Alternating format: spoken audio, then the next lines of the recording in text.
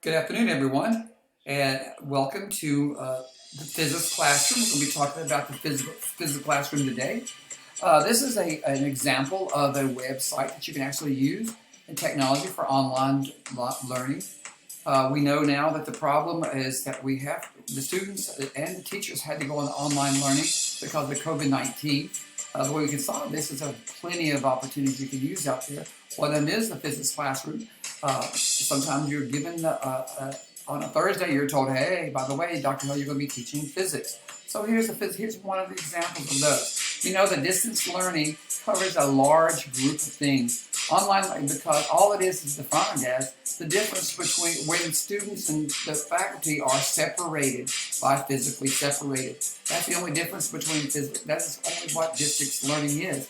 Online learning is a type of distance learning where the computer and the websites are used to facilitate this distance learning. Well, let's go ahead and look at that's the physics classroom. As you can see on the physics classroom, it has a tutorial. I use this a lot. I have used this. I use this as a physics textbook. I've been given physics where I've had to teach physics before. Like I said before, in high school, you can use this tutorial to use this website to teach general physics, honors physics in high school, AP physics, and even the first year of algebraic-based physics for college students as well. The physics tutorial has the definitions and simple calculations and simple processes that you can use to give the students the background information they need. They have the interactives there as well. They can access those. There's a large amount of those. Concept builders, you can see there as well. They have the physics tutorials. They have the multimedia physics studios. They have the Shockwave student studios and so forth. The calculator pad is something I do want to show you in more detail. Calculator pad here.